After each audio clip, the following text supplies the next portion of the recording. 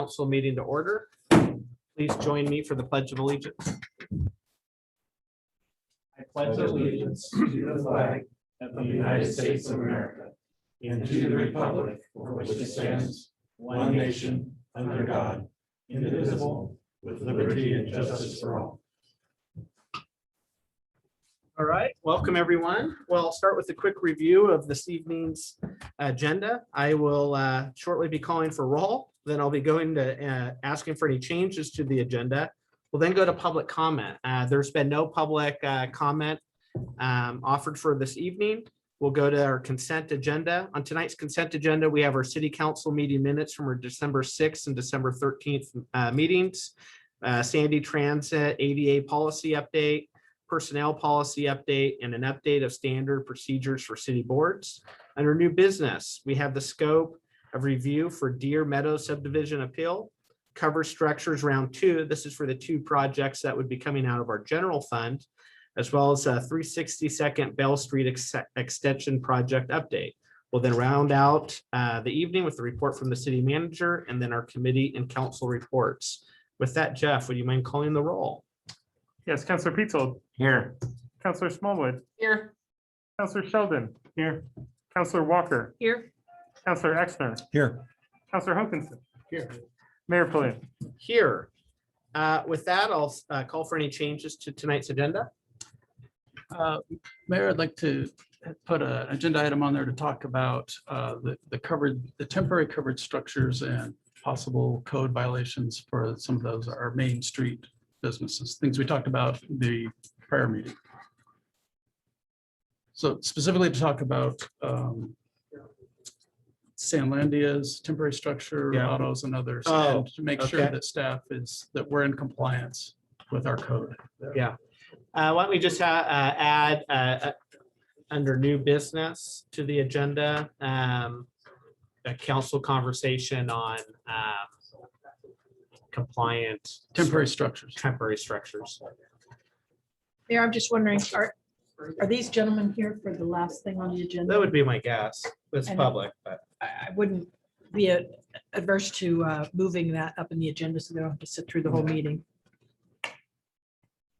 yeah, we can go ahead and do that. You guys want to just bump? You'd want to make sure Mike is available. We're gonna get there very quickly, you guys. Okay. Oh, man, you did.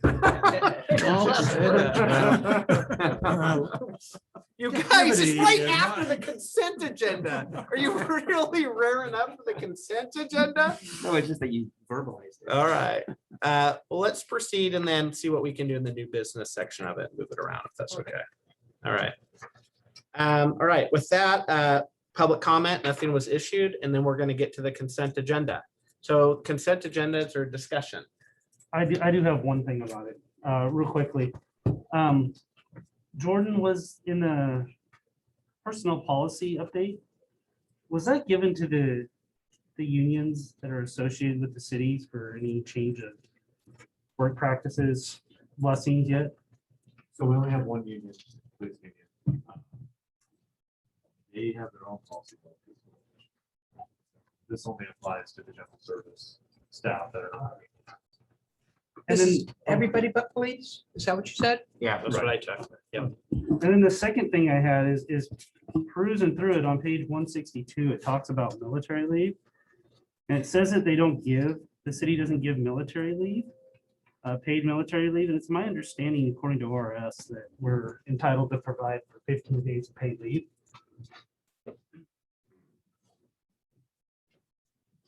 And the ORS is 408290 and 408240. We can look into that. You know, the Are we on a specific- timeline on this? Or are we okay pulling it from tonight's consent agenda and putting it onto a future one? I mean, if you want to pull it from the consent agenda and just give us a few minutes so we can get it buttoned up tonight, that would be ideal for our prep purposes. Okay. You know, only 5 or 10 minutes to do some quick research to be able to address that and make it approve as amended. Jeff, Whatever. Jeff, I believe I have the ability to do that, don't I? To To pull pull it from an the item consent. out of the consent agenda, place it under new business. You do. So why don't we go ahead and do that? So then, unless there's further discussion, I will be looking for a motion to adopt the consent agenda, which includes the city council meeting minutes from the December 6th meeting, this December 13th meeting, the Sandy Transit ADA policy update, as well as the update of standard procedures for city board. So everything minus the personnel policy update, which will be moved into new business. I'll move that we accept. I'll second. All those in favor signify by saying aye. Opposed, nays. Motion carries. All right, under new business, why don't we go to the scope of review for the Deer Meadows subdivision appeal? Chris Treen from Barry Elsner is here tonight. You also have a memo from David Dukeman in the packet addressing this matter. This is, I think, the second time, it might be not under this council, but the previous council did have an appeal where they considered this very decision. Conduct a hearing. Here's a summary here of the council's decision tonight.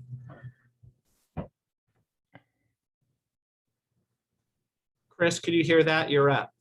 Oh, okay, sorry, I thought Jordan was still talking, but yes, there's an appeal pending before you from the Planning Commission, and under the city code, the city council can decide whether to hear that appeal either on the record that was before the Planning Commission or just have a de novo hearing, which means basically you'll accept evidence and argument on any relevant issues.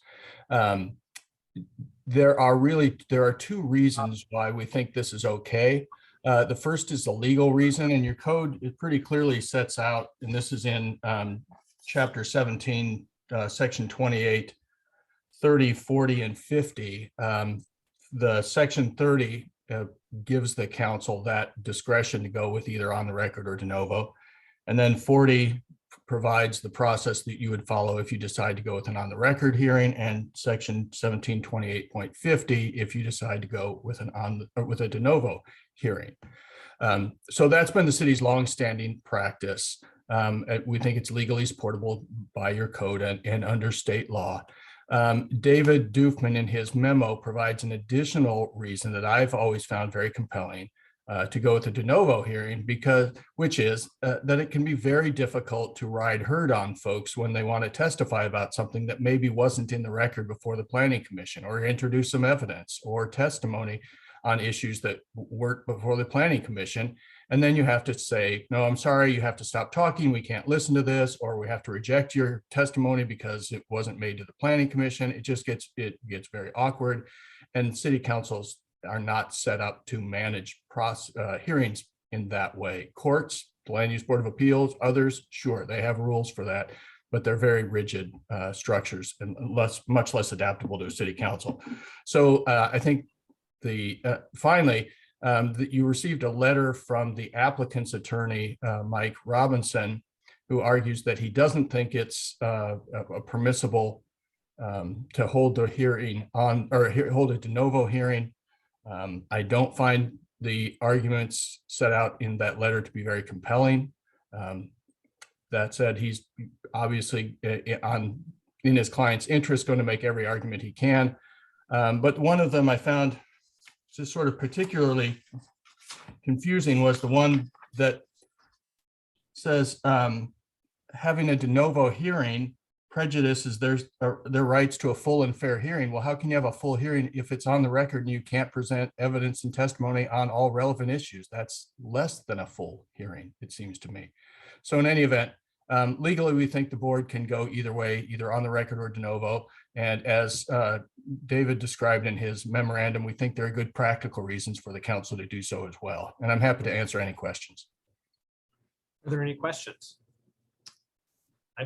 Well, I'll start. I feel comfortable sticking it out how we always stick it out. And state decision the last council made with and posed with the same question, which is staying with the hearing. You know, every time I get a chance, as Lori will point out, I've been on the council for going on 16 years now and 2 years on planning. And we've always done de novo. So I don't know why changing it now. I only say that just to You get to Laura. get to Lori. But the point being is, in that whole time, almost 20 years, we haven't done, not once have I ever seen us do anything but that. So, And although I won't state how long I've been on city council and planning commission, which is a bit. I think it is a valid reason to do de novo, and I think that's important. And it's probably the reason why we've kept with it all these years. So I see no reason in my mind to switch horses. All right, is there a motion? Before you do that, I'd just Yep. like to request that the Mr. Robinson's letter is included in the record with our minutes. So When did we get that letter? Because I don't see it. It was today, this afternoon. Oh, okay, in It between, forwarded to us from Jeff, I think. right, yeah. Yeah. So Yep. I haven't even read it. That way, if somebody's reading planning commission and others, that they'll have it available for them. It's not always the best when people try to send something right before you go into meeting because most people won't have seen it. I make a motion that we hold this on incoming appeal under the de novo rules so that we can have the record open. I'll second that. There's a motion by Counselor Walker, second by Counselor Sheldon. All those in favor signify by saying aye. Aye. Opposed, nays. Motion carries. Moving on, covered structures program round 2. David. All right, so this is the, Jeff, you have the presentation for general fund? So this is the general fund portion of the covered structures program. Since we just went through this like 20 minutes ago, I won't go through my opening remarks again. I will just say that there are 2 projects. One is for the Smoky Hearth Restaurant and one is for Whippersnappers. They both roughly estimate out to be about the same cost. And we've already you guys have already kind of partially discussed at least one of these. So And you're proposing using ARPA funds for this? I believe that's what we That's proposed. Is that Vanessa? correct? So to me, it's Smoky Hearth Restaurants, again, just to me, but that's a pretty open and shut case, meets the program. In fact, I believe a lot of the reasons we were talking about utilizing the general fund was for this particular project. I think it makes a lot of sense. I think there's a little bit more nuanced conversation around Whippersnappers based on some of the conversations we had as an urban renewal board earlier in the evening. I don't know. I'm guys. You can change my mind. I can try. I'm trying. You know, I can see both on it. You know, I really can. So one at a time. Yeah. Can I call? Let's start. I guess let's start off. I apologize. Let's just start off with Smoky Hearth, and then we'll jump into Whippersnappers. Okay. Favor of Smoky Hearth. Okay.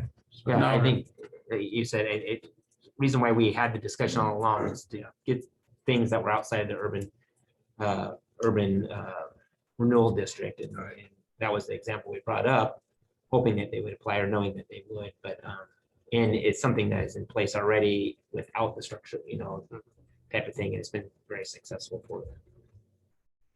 Great. So are we ready to move forward on the Whippersnappers? no, I'd like to come back to one of the comments because okay. Cool. Right now, that money, $214,900, is actually committed to general revenue replacement. So this isn't unallocated money. We are taking money out of the general revenue replacement that we had prioritized, which is money we could have used for anything pretty much. And we're saying the most important thing is to build a shelter for a restaurant. And that just seems very arbitrary given all the needs in the city. I understand why urban renewal money, we have special needs, special focus, but now we're talking general fund money.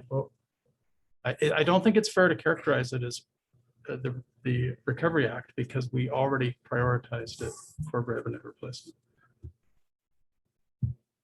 Well, okay, but I think a lot of us, when voting that money into the general fund, was foreseeing this meeting and this day and this allocation for that money, since it's been a conversation from the start. Carl.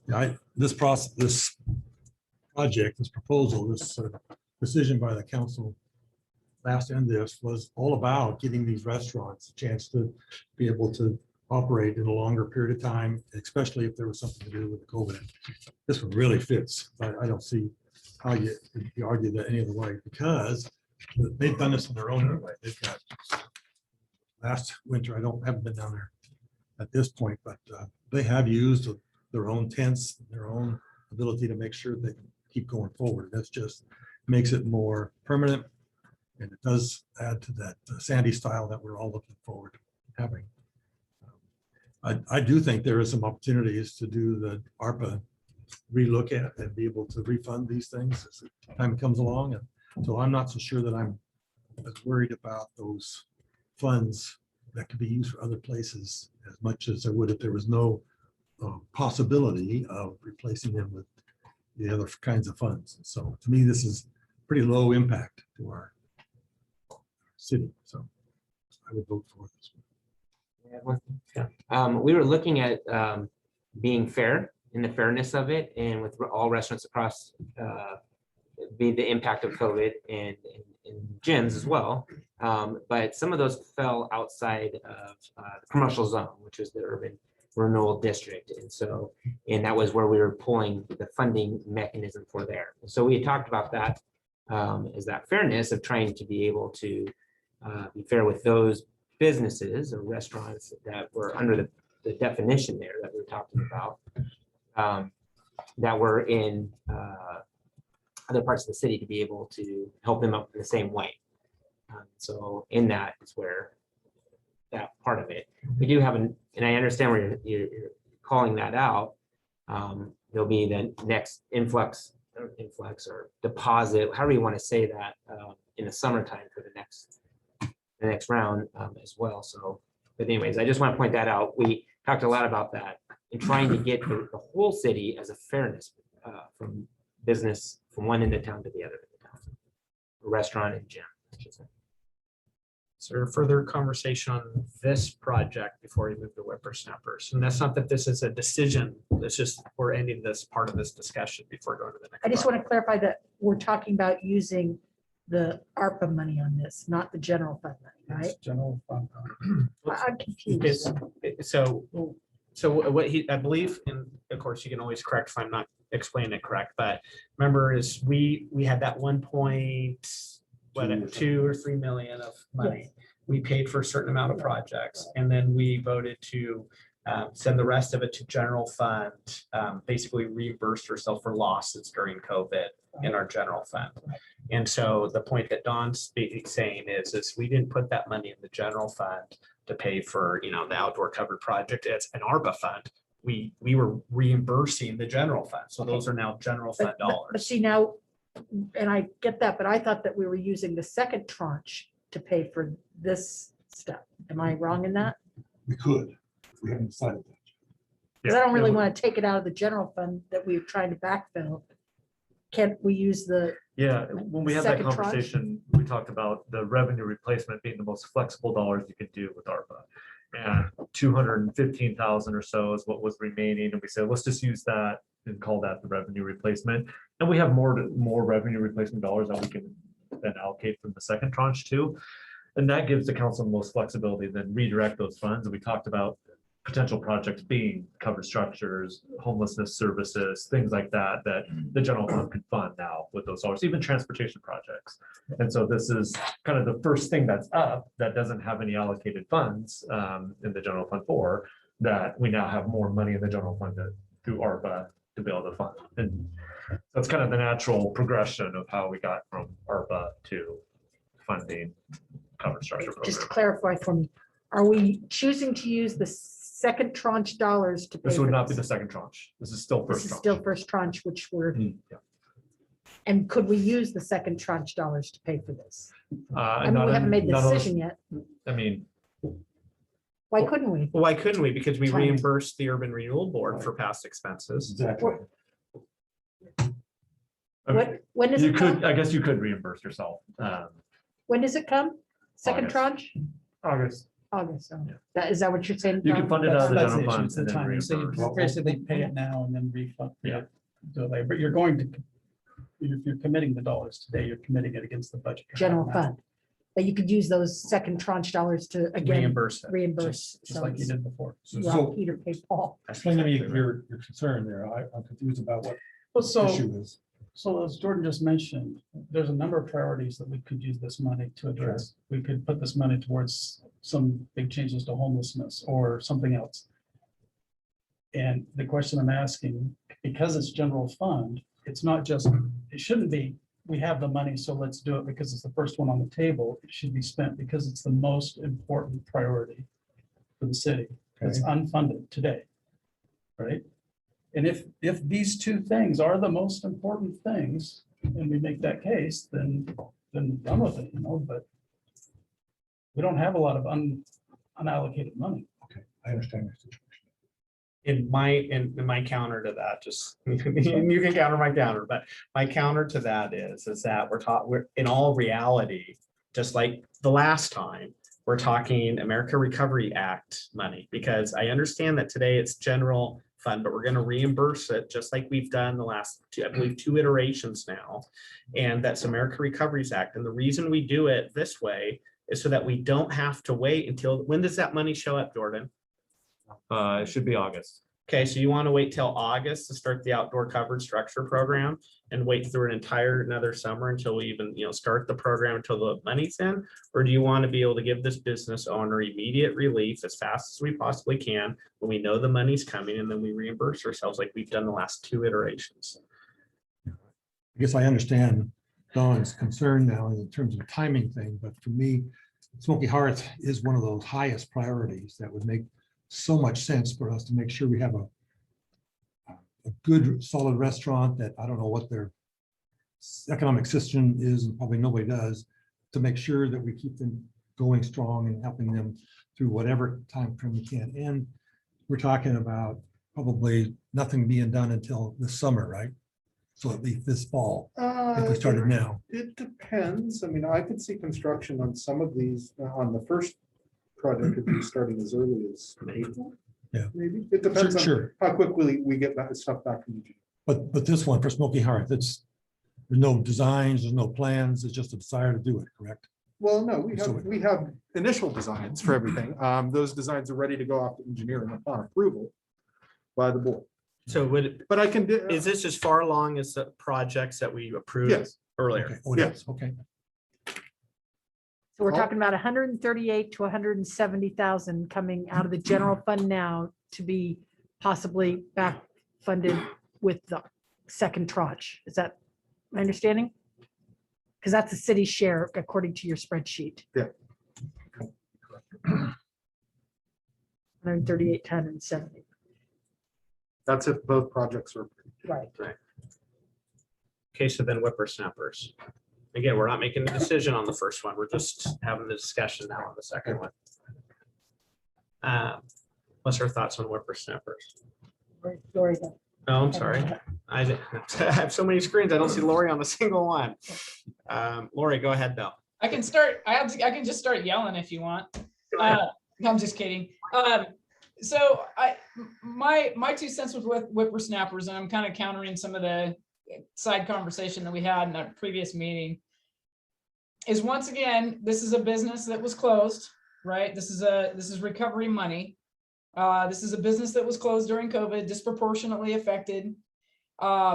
Yes, it is a children's play area, but I think that the business owners have done a very progressive market plan by having food and beverages there for adults while their children play. And yeah, we could say that, hey, this is a kids' play area, but I think for a lot of people that go there, it's actually a food and beverage area. And then they have a play area for their children while they're there for family picnics, birthday parties, whatever it may be. So I do think that they meet the criteria of what we've looked at as a council for businesses with this money, and I support this project. Can I add one more thing, please? We just talked about gyms, and I'm gonna kind of go opposite of what I said a little bit ago because it just brought it into light, but this is nothing but a gym for a kid. This is, I mean, you're not gonna lift your kid in there to go pump iron or anything, but this is a good outlet for kids. I know because my wife has used it.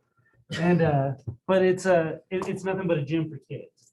And I think that's important to recognize. That again, that was our goal. If it's not a goal that we really want to obtain, then maybe we should look at taking that out, but it is something that we said we would address. So David, you've met with the business owner, kind of gone back and forth.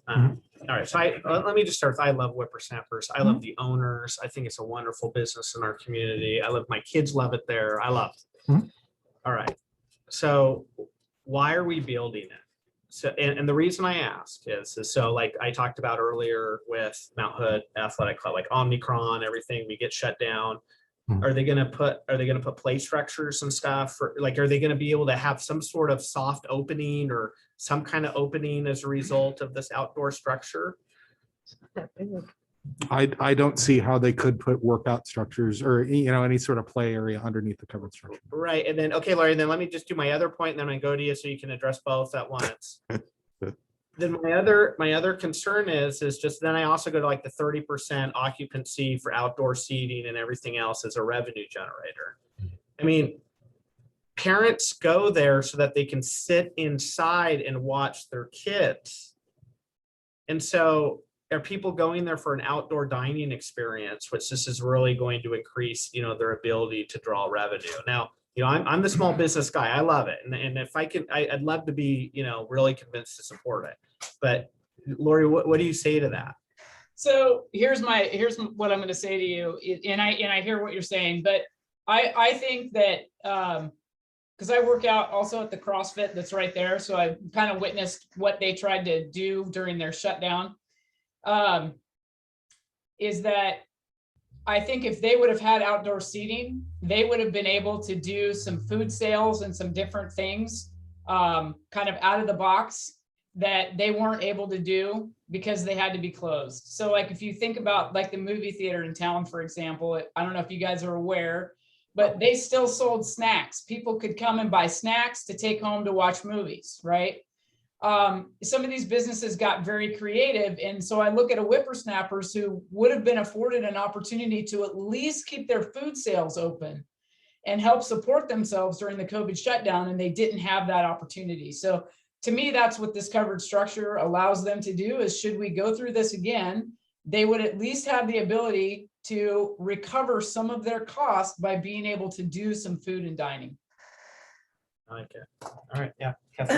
Yeah, I support that too. I think also, from my experience, taking my niece to there, they do have limited seating for dining and stuff. So it's nice to have that extra dining area for capacity wise. I am a little concerned about the mom and dad sitting out there on their phones and, the kids are in there raising hell, but we'll see about that. I'm sure they can handle it.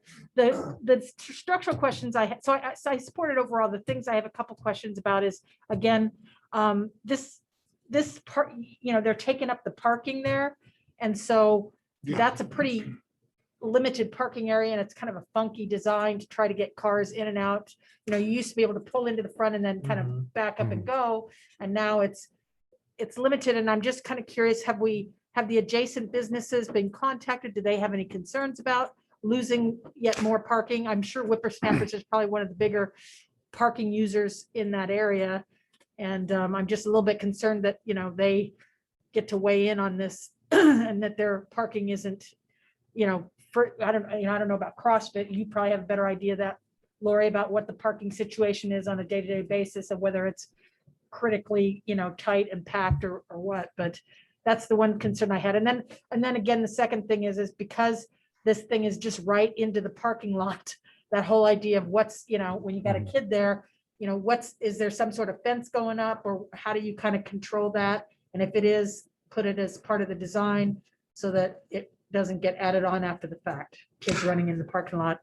I'm actually glad you brought this one up, Counselor, because this was something that the planning department had some concerns over too. Believe it or not, this structure would only displace one parking spot, which kind of blows me away. I figured it'd be 3 or 4, but it only actually ends up removing that one odd parking spot that's not in alignment with all the rest of them out front. Now, I say that saying that that complex, I'm pretty sure does have some fairly restricted parking. I mean, like it has just the bare minimum of parking spots it needs at the moment. I have talked with Kelly about that and we will need to look into that a little bit more But as of right now, it would only end up removing one parking spot from the space. Well, you must be planning on using the sidewalk then as, Yes, okay. so- yeah, part of and the so then that's sidewalk would another be thing. part of underneath the structure. Yeah, so then you're That's gonna have tables on the sidewalk, which means, I'm not sure about that because Okay. then people can't get down, if they have to park down further down and then are they, how are they getting there? So, Typically, the only person that uses that parking spot too is Hans. That's kind of his. anyway, I'm just seeing Anyway, there's 4 or 5 um, parking spots there and Just super quick, they do utilize the parking around the back of the building as well. So there are parking spaces around the back of their building. And the parking space that we're referring to there in the front is actually, in my mind, because we run past that a lot, is a dangerous parking space. So having that not there any longer, I think would actually be safer than the current setup. So I would agree with that. Also, your point about traffic around there is valid too. Typically, cars don't drive through there, but occasionally the delivery driver will. So when I was discussing this with the business owner, the property owner actually came out too. So Mr. Maiden was there. And we had a discussion with him about this. He said, if we need to put up bollards and restrict driving through there, he has no problem with that at all.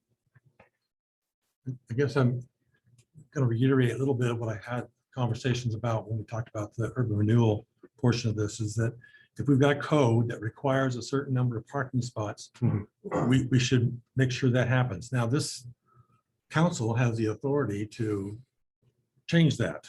We need to be, I think, conscious about that. And if it is indeed an uncomfortable, unsafe, not needed parking space, and I guess I'd be okay with getting rid of it, but does that make any impact on the remaining? You've already told me a couple times, and I've only been there a few, when my grandkids were here this past summer, and it indeed was a full parking space Yeah, for all indeed. these things that are happening at once. So I guess I would be concerned that we don't make a tight situation even worse by reducing the number of parking spaces that are necessary.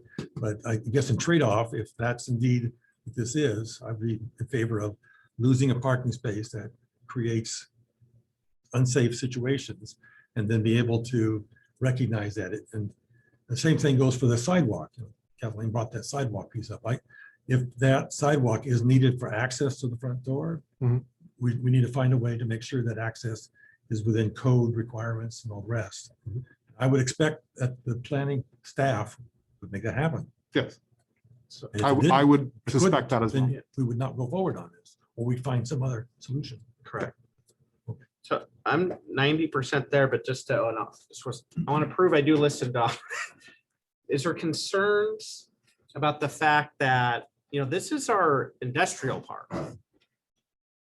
And I understand that, Bunsen Brewer was there for some time, and, and we have Whippersnappers there. It's been a greatly successful business that looks to be there for a long time, but, just, Actually, permanent outdoor, spots here outside of kind of industrial type buildings. so How do we all both, feel about both that? these Yeah. locations were industrial. They Right. were never supposed to be commercial areas. Right. They got special usage variances to basically even do that. Yeah. And I mention that because, when Kassab built the theater and everything else out there, he opted to be there versus a commercial area. And that's one of the reasons why when we talk about fairness and things like that, I apply a different standard. It's like you chose to be out there and buy property and buy buildings and so forth. And that was outside of an urban renewal area. I don't even know if it existed back in 2000 when it was built, but the point remains. And so now we have a similar situation across 362nd with these buildings. When businesses locate in an area that we didn't design for them to be in, this is the kind of problems we're going to get into. So, To piggyback on that, and that's why I too has been lobbied and looks a lot like a C1 and C2. It is the code is very. You took the titles off of it, you'd have a hard time, seeing some differences in there. But that's where we are as a city and have been for a long time. And in fact, I chaired the committee probably 12 years ago on uh, on that process. And I think Bob, who's in the audience here, was on my committee.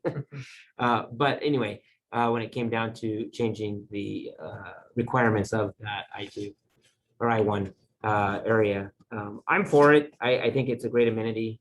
Back to the I1 piece of things.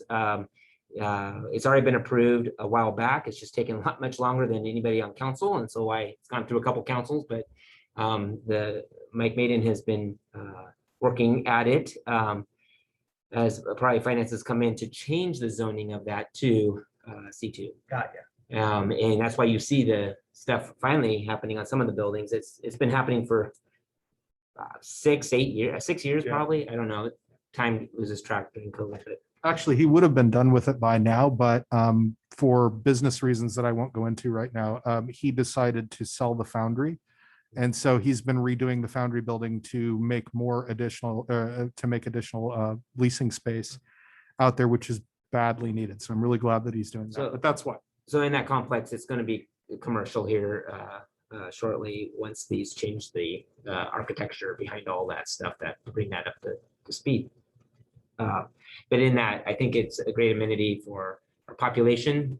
I think about it from that point of view too, who's going to those areas and being able to sit outside and give that extra capacity when the capacity is needed, but also the livability of our structured program across the entire city. So I'm for it. Carl. This one has me at the lower end of the priority. The Councilman Wilkinson's suggestion that we have some priorities and things that go on. To me, this one comes down in the lower end of this one. And I really am conflicted about the idea that we want to make sure that Whippersnappers goes forward. My grandkids were in this place and they just enjoy the daylights out of it. So everything we can do to make this one go great. But for me, this one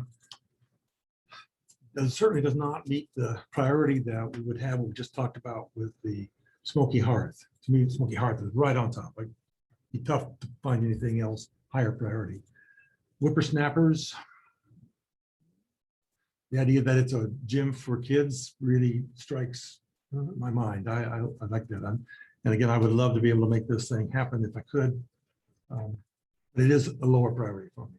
So if you push me, I would say, yes, I'd vote for it. But if there was something else out there and we're limited monies, I might not vote for this one. And I'll just speak because I challenged a lot, and Lori, and I really did come in open-minded. I really do believe we should all try to come into these conversations as open-minded as possible.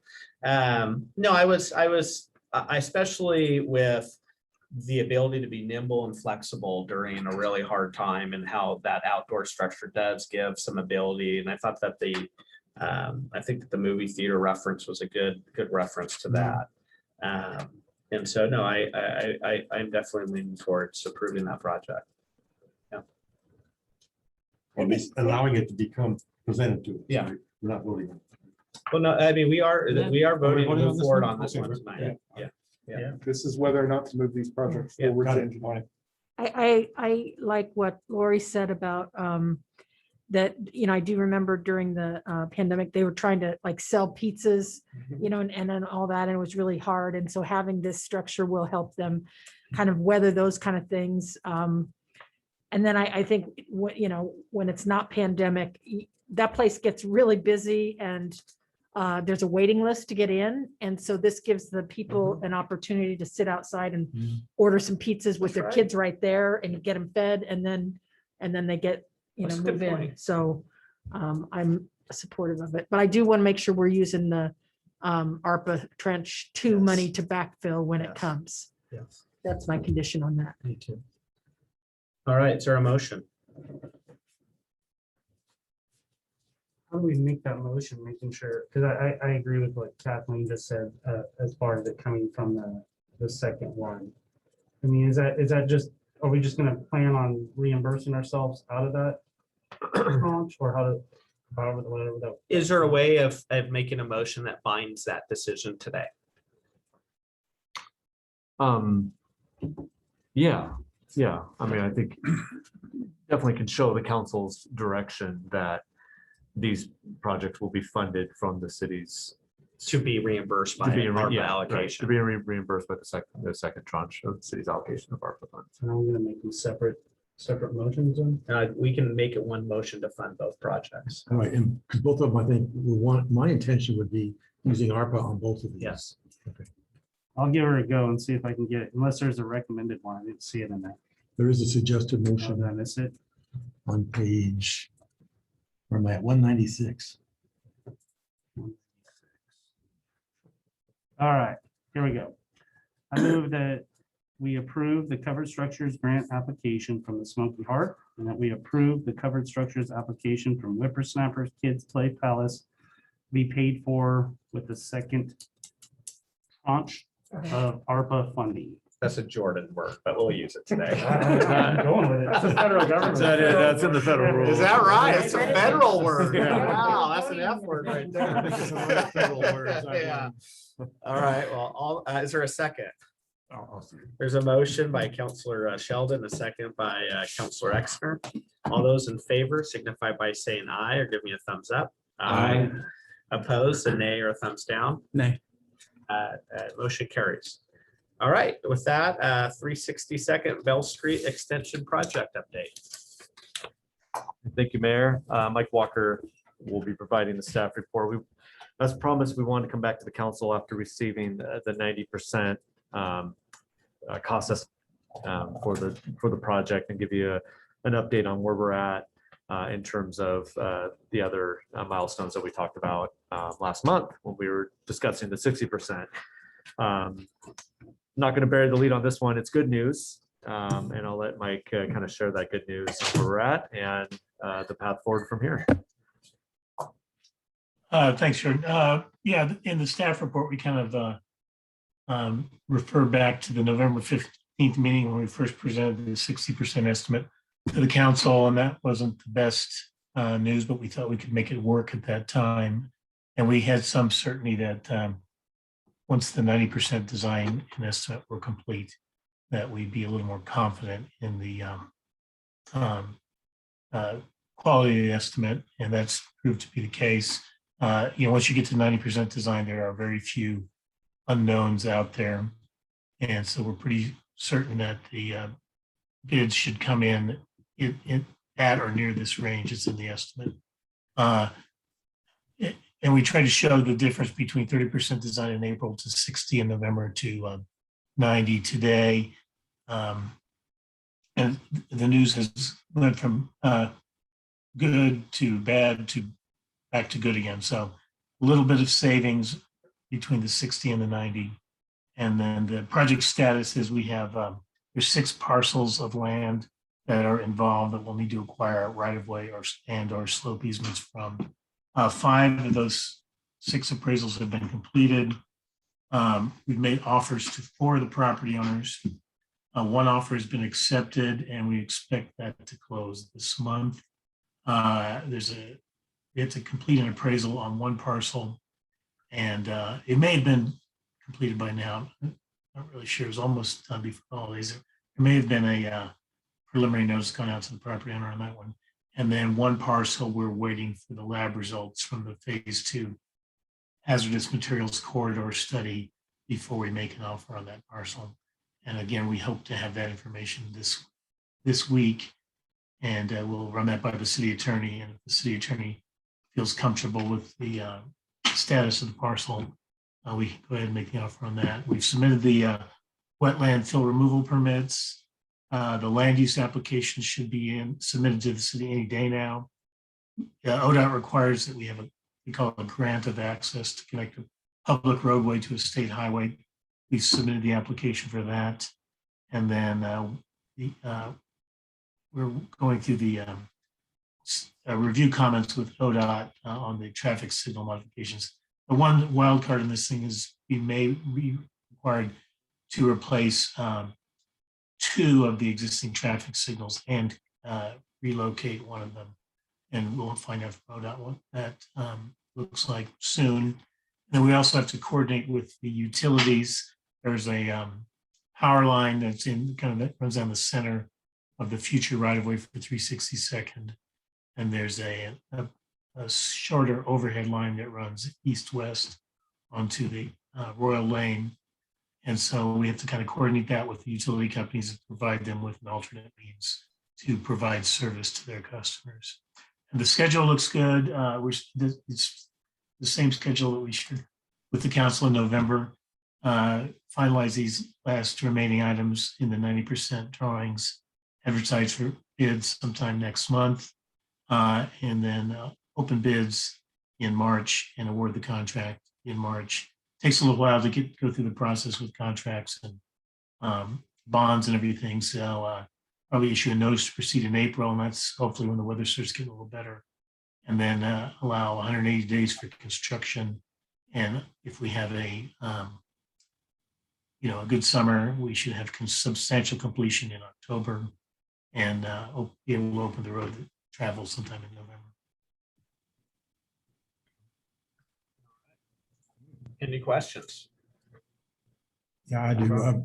Mike, you mentioned that there was one piece of property had the hazardous materials inspection left to be undone yet. Is there a reason to believe there are some issues there that would be in trouble? And if so, and it came out that there was, what would that do to our strategy?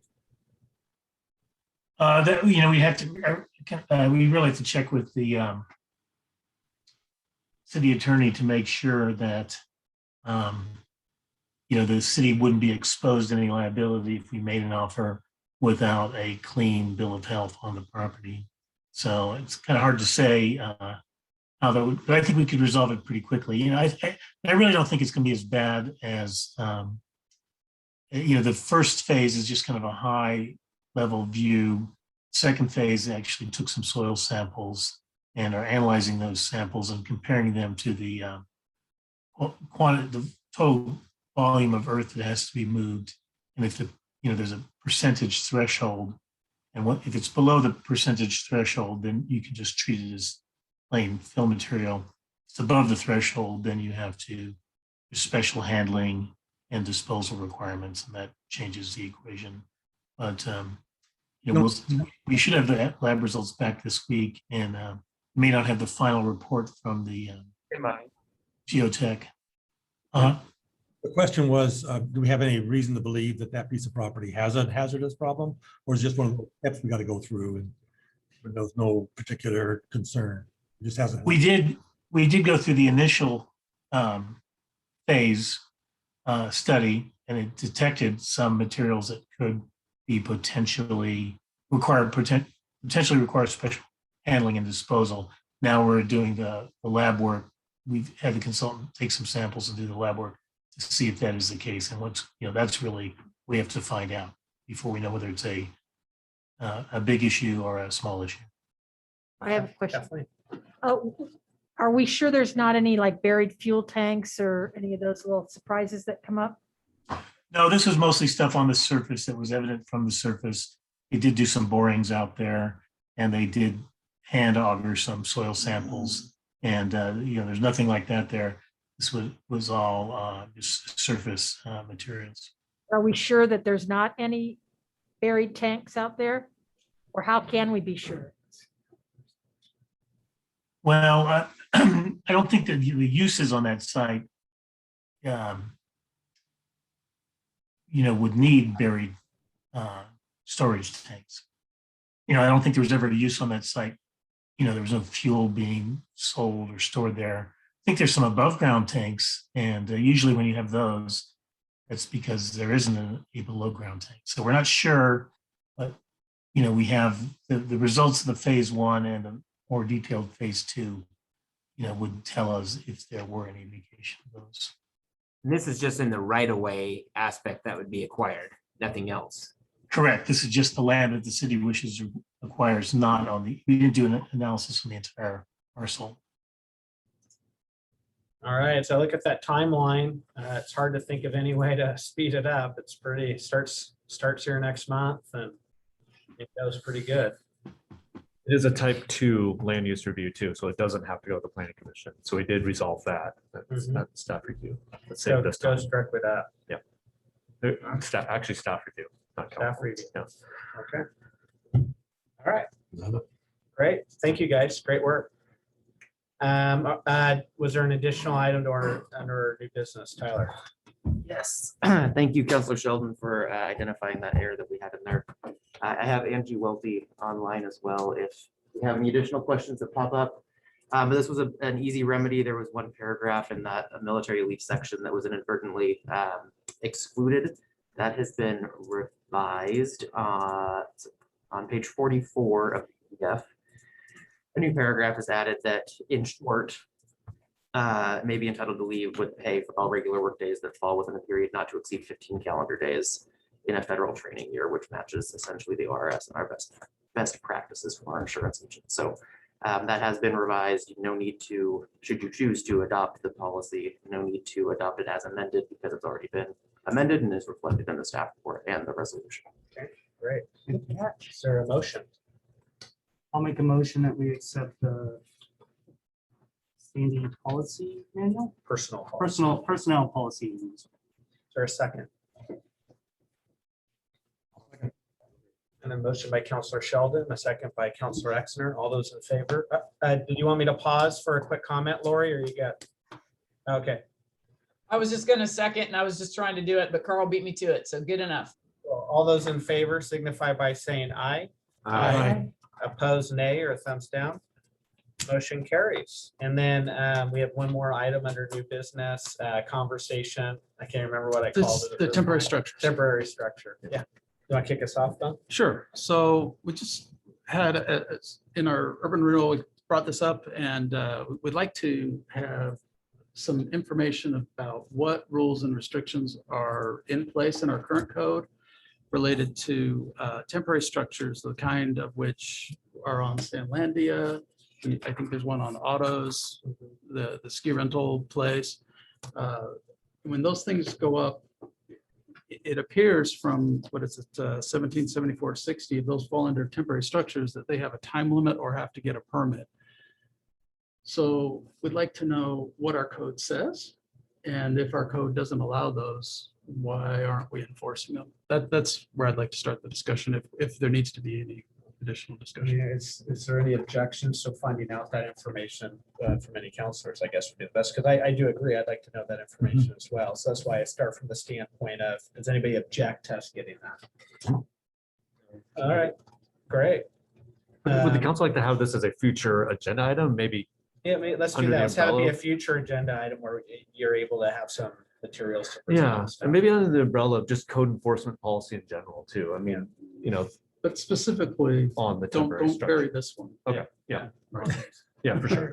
Yeah, there was a pause during COVID. I know that part of it, but Sure. I'd love to revisit the whole thing with this whole council here, because there's a time when some of these things need to, it was delayed for a while, but it ends at some point. That's We need to go back to where we were. That's right. Cool. With that, let's go to our report from our city manager. Right, thanks, Mayor. So for future council scheduling, the mayor and I had a conversation about a council retreat next month. A chance to sort of review where we're at with our current city council goals for this biennium and have some conversations about, what this next year looks like. And doing probably a setting that's more relaxed, maybe, the community center, another, large room where we can get together like we did before. Well, no, last year was COVID, right? So this would be in person and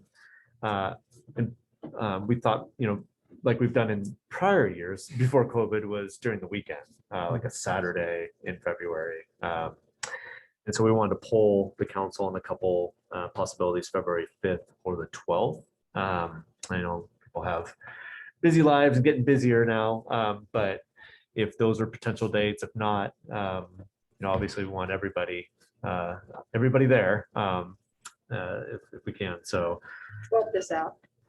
what is out for you? Aloha. Ah, oh, wow. That is Valentine's Day. Let's meet there. Weekend. Oh, Yeah. that's right. I'd be out too. I'm in love. I'm in love too, but I'll, you hear that, Mackenzie? February 5th works for me. The 5th works for me as well. I work on the 12th, so I will be on vacation On the 5th? that weekend. Yeah. Okay. Because it's a holiday. There's a kid holiday. I don't know if it's in service. Chinese New Year. Well, it's over on the 5th.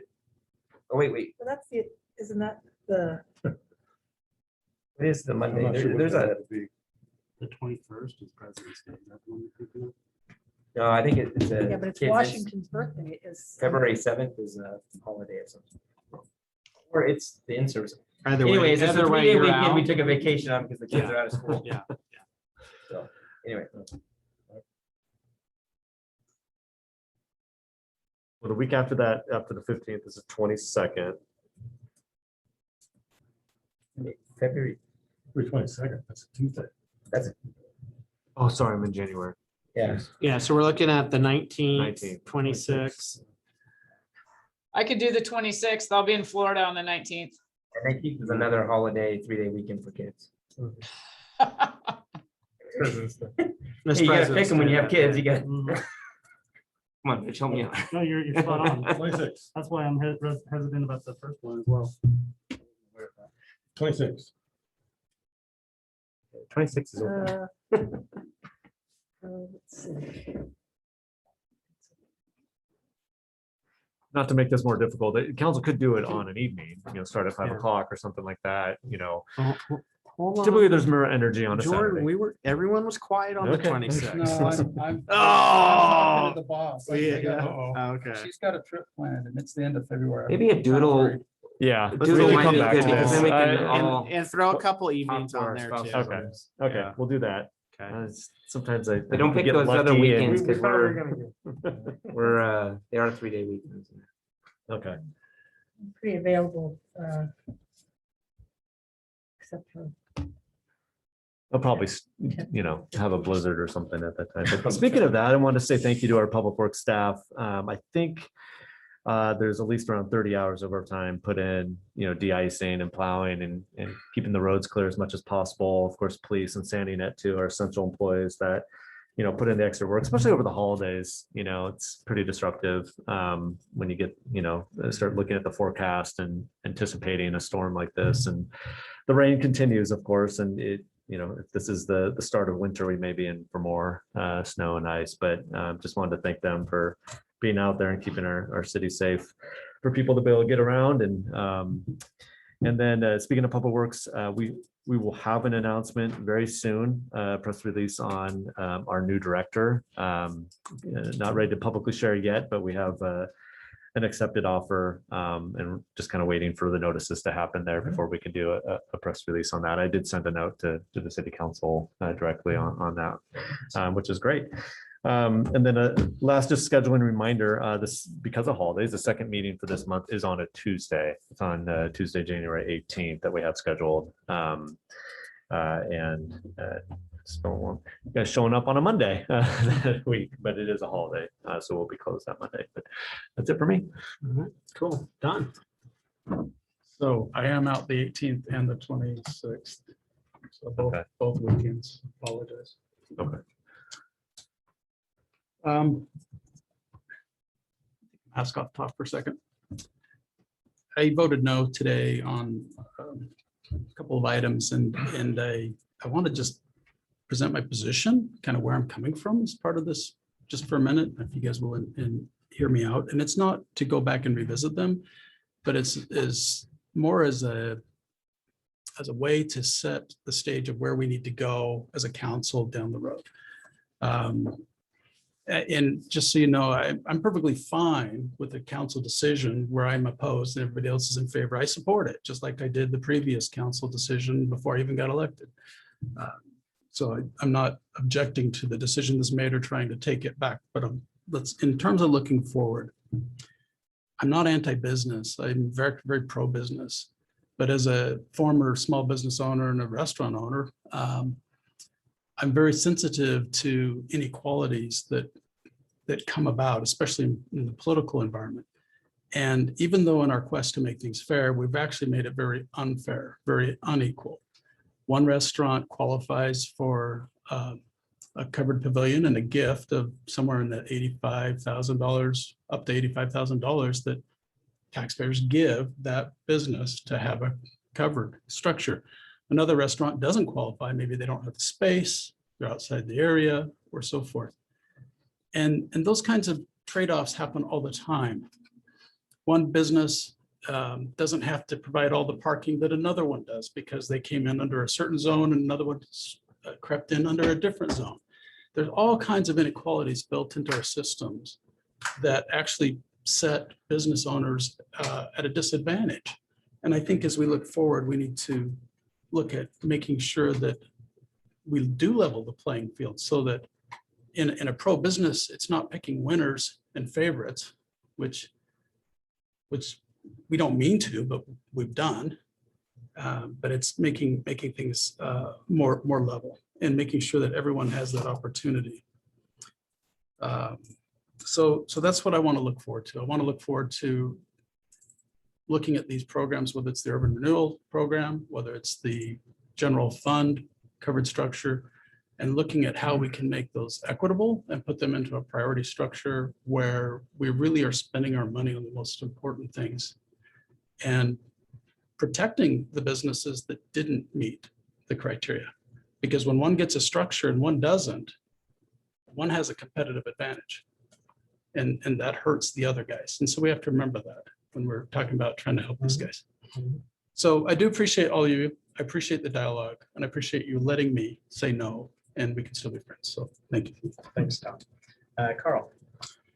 Yeah, one kind of a sad statement, then a couple of really much more positive ones. So I'm just going to read it off here, and I have to apologize. I was planning on bringing the publicity announcement verbatim, but it got left at the house, and so I'm going to just repeat it here. Just as of December 31st, the Sandy Watershed Council has made the decision to disband all activities under their heading and to disband the council itself. So there will no longer be a Sandy River Watershed Council. This has consequences of the last 2 years worth of pandemic. There's no plan to reinstitute the Watershed Council in any time soon, and there's a legal reason for that. For me, that it's kind of sad. There's a lot of stuff. So that's the announcement. So for me, that's kind of sad because there's so many things that the Watershed Council did in terms of being able to pull weeds, plant species along the river that was designated by a number of different analyses. To one of the things that they did was sponsor the removal of the Marmot Dam.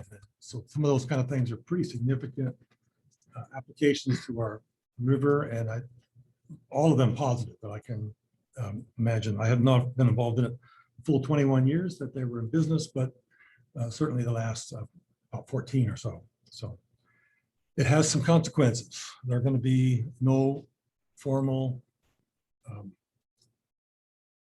input or concern or criticism or whatever by the council. Several individuals have said they would dedicate themselves to applying anyway. So my expectations that there will be some individuals, but nothing in terms of the Watershed Council. It's one of those things that happens when you have a pandemic that requires distancing, and the bulk of their work within a few contracts was all about volunteers. Just can't put them all during those 2 year period of time. So kind of a sad state of affairs. Jeff, this is your time here. Moving on to a different thing. This is really concerning to me. I found a voting ballot on the floor in an unprotected location. I just can't believe that we would have this. And I'm sure it has voting consequences. If you look on your overhead, push the button here. This was found by the museum on their, in one of their boxes. I have no idea why it hasn't been found in. Is that voter Paul, fraud is right that there. Paul Meinig? Yes, it is the, it is the ballot used to decide to incorporate the city. No kidding. Yeah. Wow. And the first 1911, mayor. huh? This is the first one. This is it. They found this. In a box. No, in the they didn't. museum. Yeah, my wife did. No way. She's one of those that is volunteering to record all the stuff that's in there, and this thing has been there. Oh no, in a box, she says. That's So awesome. here you go. Proof positive. That is cool. Carl, I don't know, but you look at that and almost every person's name on there, there's a street in this town with their name on it. It is protected. If we want to make copies of it, I'm sure we could ask. I absolutely So, want a copy. But it is protected and. Can we get it on our we'll be there website, for Jeff? life. I'm sure it will be on display as time goes by. That's pretty Add to cool. The website. Thank you for sharing that, Carl. Yeah. That's should- really you cool. should Thank you to reach out Julie to Exner who found Sandy it. Post too. Yeah, honestly, should contact that'd the be a Sandy. great article. Sandy about Post that. and they This could run a day fun in little story about 1911. elections. Yeah, right. Yeah, You'd like to frame that thing. seriously. Okay, you need to touch base with the historical Yeah. society. Anne They're the Marie. ones. Yeah. Yes. Or a copy of it. Okay, so fun things. This is the last fun thing. I appreciate our trash pickup. I know they've been given a bad time about increasing their fees and such, but because of all the snow and everything that's happened this last week, I think people noticed it. They made an announcement that they will be picking up all additional trash that hasn't been picked up in the past week because of the snow and their concern for safety. They have some restrictions about how you pile it next to the current boxes, so need to be bagged and controlled in some way, so it's not strewn all over the place. But their plans are this week, if the snow doesn't come back again, which it may, to be able to put additional trash on there. I appreciate that. I think that's a good deal from the viewpoint of a trash company that, recycling company, excuse me, that has been a partner with us for the last many, many years. So thank you to them. It's a week after Christmas. There would have been a full-scale revolt. Oh, I know. If they did go.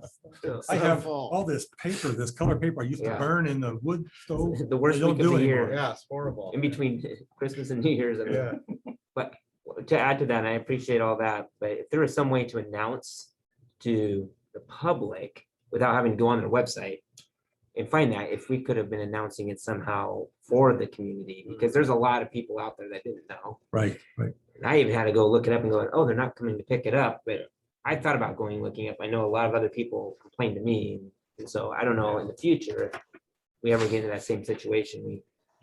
If there's any way we can publicize it on our Facebooks or something else. Well, yeah, I don't really want to bring this up. I was going to actually mention the trash and the garbage in mine as well. I'm actually a little disappointed that they didn't run it all last week.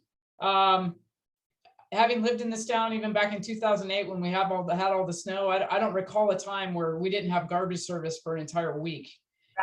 And I don't believe they ran today either. So I'm pretty disappointed in that.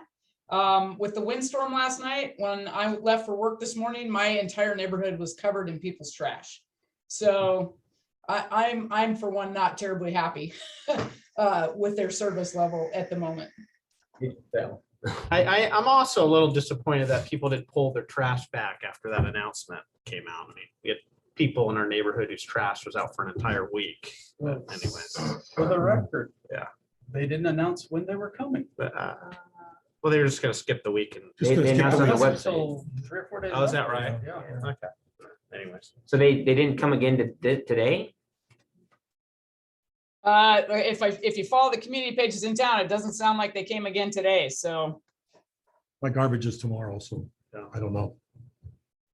Well, maybe we should. I still stand on the fact that I appreciate at least they're trying. Carl, me. I don't care. Go on. Do something. All right, I think you're up, Kathleen. I wanted to just kind of ask that there's things that are getting done in the city that, sometimes we know about them and sometimes we don't, but it would be helpful that those monthly department reports, some departments are really good about filling those out and some are like, the last one was in June. And, like this personnel thing, which I think is great to get all that done, but I guess I was a little surprised. I would have liked to have had a heads up. They were working on that because there's one personnel policy I'd like to suggest, and I'll bring it up in our council retreat or whatever. But it's just a policy, and I'm not saying it has to be, but it's something that could have been addressed at that time. And so just getting that heads up that something's getting, they're starting to make the cake, and so it's just helpful to kind of give input at that stage rather than when the cake is all baked and we're here to blow out the candles. So I think some of that would be help, either getting it through the, what the weekend update report that Jordan does, or especially with those department reports. I think it is, that I know it's kind of a hassle, but it's something that, it takes a few minutes for a monthly report. Doesn't have to be anything elaborate, just a quick, half page of what they're working on and all that. I didn't get through all the personnel report, but I do want to make sure that we are like doing some personnel recognition stuff, because I think that's something that I haven't seen. Maybe it gets done at the local level, but for me, when I'm talking about personnel recognition, I think it's helpful to kind of have them come to the city council and be awarded with something, whether even if it's just a jacket, a Carhartt jacket or something with the city logo. But having some ta-da, event or something to kind of recognize employees that have done, over and above the call of duty is important, I think, and it does help kind of encourage folks' personnel situation and recognize them because they work really hard. So that's kind of that thing, just making sure that we're getting updates on some of that stuff that's getting done in the department levels. The other thing I will say that, it's going to maybe sound like broken record, but the compliance with the code on code violations you got to go onto Google Maps. There are cars that have been sitting on the side of the road or in driveways and let me just be the first one to say I have a 67 Volkswagen bus that I've had since I'm 17 years old. It's very valuable, I think now, maybe, but it doesn't run. It is to you. It is to me. It is to somebody anyway, but it's in my garage. So, I'm the, worst of the hoarder, old car hoarders people. However, some of these cars have had flat tires and I've been walking by them for like 10 to 12 years. I mean, you could go on Google Maps and scale back to like 10 years ago and see the car has not moved. And so I really do think that we need to be doing the carrot and stick thing. We've done the carrot and, we need to, it's not that hard. I know we have a huge, what I hear is that we have a huge workload for that. But I think the reason we have a huge workload is because we never get the stick out. We just get the carrot out and then it kind of goes away. And so I think we need to, I hate to say it, but I think we need to kind of start being a little bit more aggressive about stuff. I think it's also localized to some neighborhoods are much better than others. And I don't quite know why that is either. Just some people who live in certain neighborhoods don't have it as bad as other people. So I just think it's something that we need to kind of figure out a more successful approach to how we do that. My experience personally has been that, when push came to shove and we got serious with issuing a citation, and a notice violation or whatever it is, things got done, things got picked up and all that. And so, and then it kind of resolves it. Now it may come back and all, but at least it's, it is helpful. And I know it's probably a lot of work to do that, but it's, we just can't have this stuff, these broken down cars. I mean, I'll show you like right there at Knollwood Park, there's a fence that's fallen down into the playground, into the sidewalk, and 2 old cars that haven't moved for probably 8 years. So. Can I respond to Yeah. that? And I hate to say this, but I have been on the council for quite a few years and we've moved back and forth. We've been very forceful at times and created a lot of steam and energy and didn't seem to get much done anyway. And then we slacked way off and then all these things started piling up. And then as time comes by, people say the same thing you're talking about and they get forceful. I think there may be a different solution than letting it all hopefully get solved by itself or fine every time we see one. There must be some way in between. I'm all to get about it the done. carrot and the stick. You start out with the carrot and eventually you got to get the stick out. And what I've seen on this is that we don't get the stick out and I'm, Okay. and I've had to Yeah. send, this is affecting me personally too, but I won't get to that. But I just walk around the neighborhoods and I see this stuff and it's not, I'm not talking about somebody's basketball cart and on No. the sidewalk once I'm in a aware of the while, cars too. Yeah, it's just stuff that's like egregious violations that are there for years and years and years. So I'm just I think saying there's a that happy medium in there there have too. been Yeah, attempts to go I'm- both ways. yeah, So right. maybe Well, I there's a just place in think, between or yeah. a totally different view of how we make that. It's just the livability for our town and. There's and, got to be yeah. something between 72 hours and 6 years. Yeah. You're not, right? I mean, that's my Yeah. general perspective is Right. there's got to be a And- middle ground there. Yeah, You know. and if you want pictures, I can bring them in, but I'm not trying to kind of cite people, point out stuff. Get it. You can drive around. This isn't anything that's like hard to find or anything. This is like in your face. So Sure. anyway, that's my, I guess I do appreciate the public works crews and all the other city staff that kept the things going over the holidays. It was great. It was a nice time. Thanks. Thank you. I just want to say thank you to all the essential workers out there. Having been somebody that goes away on Christmas Eve and Christmas Day, I know how hard it is to leave your family, and I just want to make sure that I get to say thank you. So thank you. The other thing is I want to say thank you for, I saw that the senior center's opening or increasing its hours.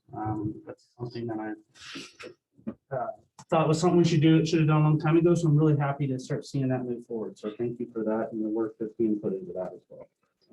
All I have. Thank you. Lori. Yay! Well, aside from my garbage rant, to Kathleen's point, you guys, and one of the things that I hope that we talk about when we get together for our goal session is, I think we got to start looking at some extra positions, within the city. We have one code enforcement officer, one guy responding to parking issues, responding to dog barking and everything else that they do. And, we're a growing town. We love to tell people that we're growing, but with that, we have to look at expanding our staff as well. So hopefully that's one of the challenges that we can talk about. And as far as staff goes, being it's the end of the year, and Happy New Year, everyone. I would just like to say thank you so much to city staff. Over the last year, we have asked you guys to do a lot, and you guys have been very, very busy. So thank you so much for your diligence of doing your jobs. Thanks.